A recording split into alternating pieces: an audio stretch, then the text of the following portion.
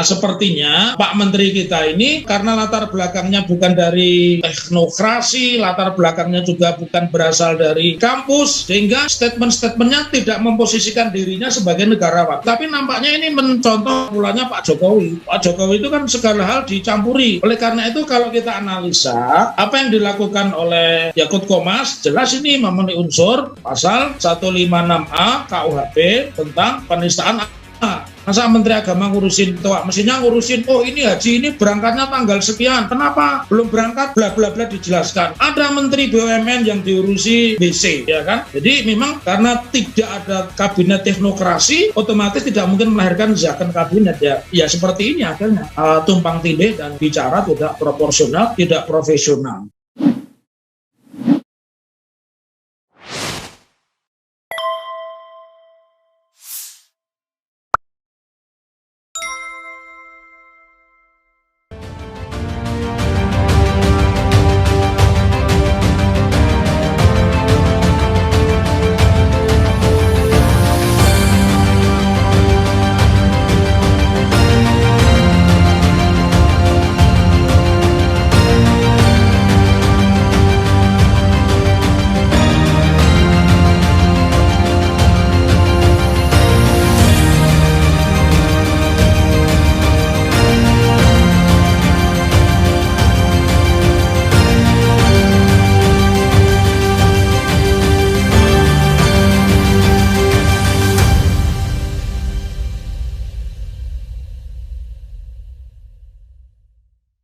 Pertama saya akan menyoroti dari istilah-istilah di dalam kabinet.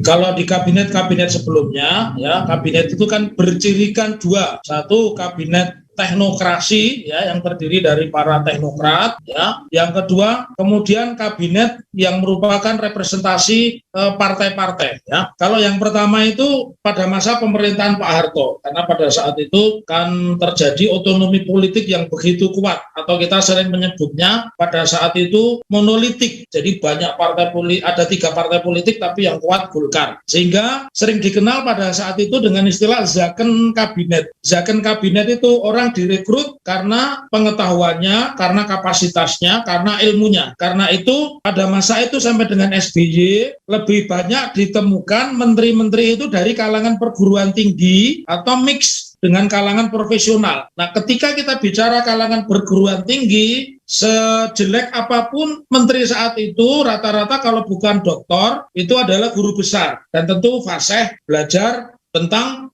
budaya Arab ya. Kemudian yang ketiga mampu menempatkan posisinya sebagai menteri agama. Tetapi sejalan dengan koalisi partai yang kemudian berkembang, khususnya sangat menonjol di pemerintahnya Pak Jokowi, satu, kabinet teknokrasi itu tidak ada, kemudian zakon kabinet lebih-lebih. Jadi hanya didasarkan pada performa partai ini menghasilkan apa, dapatnya apa. Kekuatan ini menghasilkan apa, dapatnya apa. Nah, sampai kemudian muncullah seorang menteri yang secara akademik kita juga tahu ya, kita juga tahu itu latar belakang pendidikannya, Yakut Khalil Komas ya, atau sering disebut Gus Yakut. Dan kalau kita bicara dari aspek hukum, kontroversi itu bukan hanya sekali ya, tapi beberapa kali, seperti mengucapkan hari besar Bahaisme ya, agama Bahaisme. Terus kemudian dia sering akan di mejanya Menteri Agama dan di dalam posisi itu kalau kita mengukur dari zakon kabinet, dari kabinet teknokrasi, kabinet yang diduduki oleh teknokrat atau orang yang perfect di dalam bidangnya tidak tercapai ya. Itu non-government organization atau LSM, sehingga pernyataan-pernyataannya itu cenderung satu tidak menyejukkan, yang kedua tidak berkualitas dan terkesan memojokkan. Justru yang dipojokkan adalah kelompok-kelompok Islam terutama, karena misalnya satu misal saja yang bukan kapasitasnya dalam kasus pelaporan pidana terhadap pegiat medsos ya, pegiat medsos mantan Partai Demokrat ya, Ferdinand Hutahian. Kan Pak Menteri ini begitu antusias membela, walaupun pada akhirnya tetap dipenjarakan begitu. Jadi dari fakta-fakta ini Nah, sepertinya Pak Menteri kita ini tidak, karena latar belakangnya bukan dari teknokrasi, latar belakangnya juga bukan berasal dari kampus, sehingga statement-statementnya tidak memposisikan dirinya sebagai negarawan. Mestinya begini, saya boleh saja dari partai apapun, ketika saya duduk di kursi pemerintahan, saya menjadi seorang negarawan. Ketika negarawan, dua hal yang dipedomi seorang negarawan itu, saya tidak mengucapkan hal-hal yang kontroversi. Yang kedua, saya justru harus menyatakan hal-hal yang menyejukkan. Yang selama ini terjadi itu kontroversi dan tidak menyejukkan. Lebih-lebih pernyataan yang sekarang, meskipun dengan apologi, hari ini sudah dibantah oleh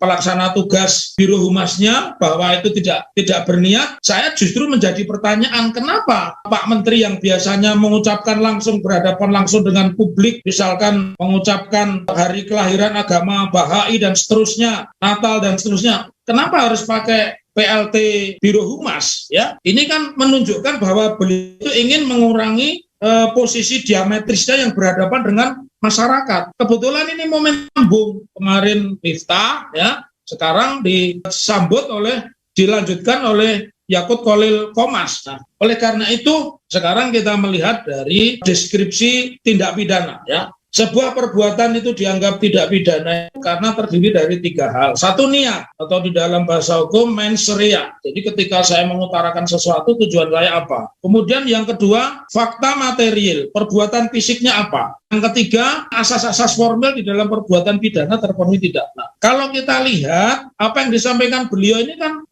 jelas bukan sesuatu yang secara tiba-tiba, karena beliau melakukan kunjungan dan didampingi banyak orang, ya. Tetapi beliau lupa posisinya, karena yang saya catat dari menteri-menteri agama sebenarnya kalau bukan teknokrat, dia juga ada kalangan kampus, memiliki begitu banyak referensi sebelum bicara, dan cenderung hal-hal yang seperti ini. Sebenarnya wilayah TOA ini kan tidak perlu Pak Menteri yang bicara. Menurut saya tidak perlu. Dirjen Bimas Islam, ya, itu cukup, tidak perlu sampai menteri. Tapi nampaknya ini mencontoh mulanya Pak Jokowi. Pak Jokowi itu kan segala hal dicampuri, kecuali tentang kelangkaan minyak goreng dan sebagainya tidak dicampuri, ya. Nah, oleh karena itu kalau kita analisa apa yang dilakukan oleh Yakut Qomas, jelas ini memenuhi unsur pasal 156A KUHP tentang penistaan agama, ya. Kenapa? Karena jelas bagaimana mungkin seorang menteri yang wajar sih, ya, kalau menteri agama itu memberikan privilege, ya, kelebihan kepada kelompok muslim, itu wajar karena kita mayoritas muslim. Dimanapun kita berada, di bumi manapun, kalau itu mayoritas non-muslim, pasti yang non-muslim yang diuntungkan. Jadi nggak ada istimewanya sebenarnya andai kata beliau memberikan hal yang proporsional kepada muslim. Tetapi karena tadi beliau lupa, seolah-olah masih NGO belum menteri. Jadi segala hal diambil alih. Harusnya satu, secara teknis kalau menterinya ini seorang teknokrat atau ini kabitaken, pasti tidak mungkin diucapkan menteri karena mengurangi resistensi. Nah, kita bicara aspek material, jelas tidak mungkin kita mensejajarkan kumandang azan dengan gonggongan anjing. Dulu dibandingkan kidung aja kita marah, ya, kita marah walaupun kita tahu ini oligarki sehingga polisi tidak menindaklanjuti pelaporan saat itu. Tetapi ini sangat disayangkan kenapa ini diucapkan oleh Mas Menteri, ya. Mas Menterinya masih beliau mengurangi ruang publik yang menyebabkan benturan atau menyebabkan terjadinya disharmonisasi, tidak kompaknya itu loh. Jadi kalau melihat dari mens rea-nya, niatnya, karena datangnya kan bukan tiba-tiba. Kemudian yang kedua, beliau kan sudah ketika berangkat sudah berpikir tentang TOA, karena buktinya kemudian dikeluarkanlah SE nomor 5 tahun 2022, ya. Nah, artinya apa yang beliau sampaikan itu sudah direncanakan. Jadi satu, niatnya sudah ada. Yang kedua, material. Apakah layak, ya, kita bicara agama apapun deh, apakah layak kita membandingkan panggilan sholat, ya, adzan itu kan panggilan sholat, ya, itu sama dengan gonggongan anjing. Kenapa tidak dibandingkan misalnya, ya, adzan itu misalkan dibandingkan dengan kajian agama lain, rapat akbar misalnya, itu mungkin masih paralel, ya, masih sejajar. wajar begitu. Tetapi ketika membandingkan dengan penggonangan anjing, ya mau tidak mau kalau kita orang yang beribadah, orang yang mengaku dirinya muslim, karena berulang-ulang beliau sampaikan saya seorang muslim, tentu akan sangat hati-hati mengucapkan ya, karena seorang muslim itu tercermin dari lisannya, dari ucapannya, dari perbuatannya.